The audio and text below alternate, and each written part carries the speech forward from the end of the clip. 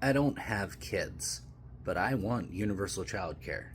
I don't have student loans, but I want them canceled. I don't work for minimum wage, but I want it raised. Why? Because I believe in something bigger than myself. A society that lifts everyone, not just the lucky few. The Enlightenment was a radical idea for its time. It said that humans, every single one of us, was born with inherent rights and the capacity for reason. That governments exist not to serve kings or elites, but to serve the people. And it argued that progress, knowledge, and justice aren't just abstract ideals. They're the foundation of a better world. Think about that. A society built on the idea that investing in people, educating them, feeding them, lifting them up, creates a stronger, freer, and more just world. That's the Enlightenment's promise. But somewhere along the way, we lost sight of it. Today, we're told to look out for ourselves, that if something doesn't directly benefit us, it's not worth supporting. No kids? Why care about universal childcare? No student debt? Why support debt cancellation? It's not your problem. Not on minimum wage? Why push for a raise? But that's a lie. A society where people only care about themselves isn't a society. It's chaos. The Enlightenment taught us that reason and empathy are what makes us human. That progress isn't about what I can get. It's about what we can achieve together. When we invest in others, we're investing in ourselves too. Because here's the truth. When children have food and education, they grow up to contribute to society. When young people can pursue their dreams without crushing debt, they create innovations that benefit all of us. And when workers earn a living wage, the entire economy thrives. Let's get practical.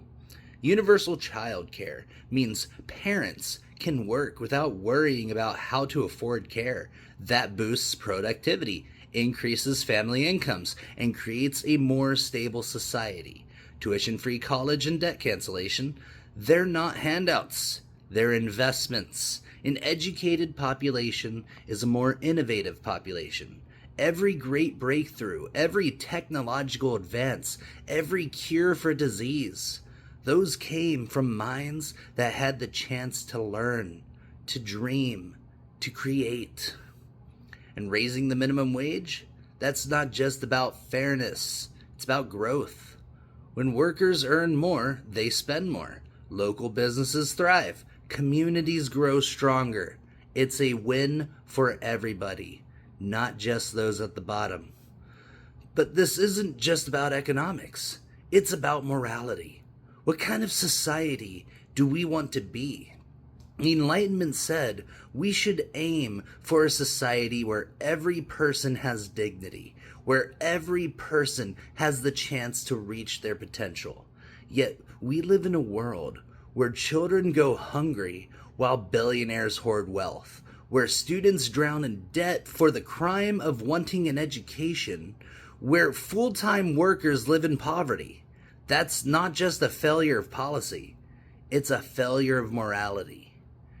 Here's the lie they've sold us, that there's not enough to go around, that helping others means less for you, that scarcity is inevitable.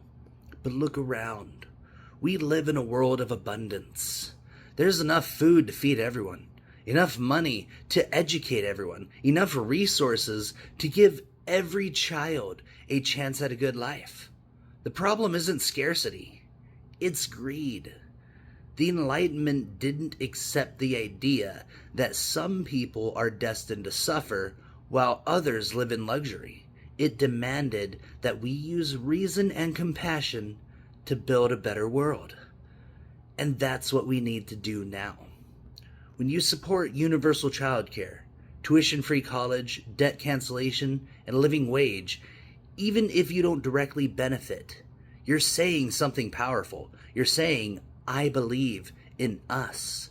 You're saying, I want a society where no one is left behind. That's the Enlightenment in action. It's the Ojibwe principle of reciprocity, of helping each other so we can all thrive. It's rejecting the selfishness they've tried to normalize and embracing the truth that our strength lies in solidarity. So here's my question for you. What kind of world do you want to live in? One where everyone fights for scraps?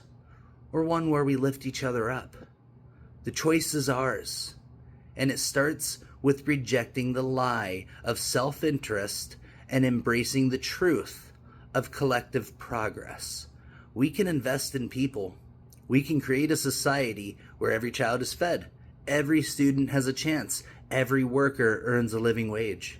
That's not a utopia. It's what the Enlightenment promised us. And it's what we should demand. I don't have kids. I don't have a lot of debt. I don't have any student debt for sure. I don't make minimum wage, but I want universal childcare. I want tuition-free college.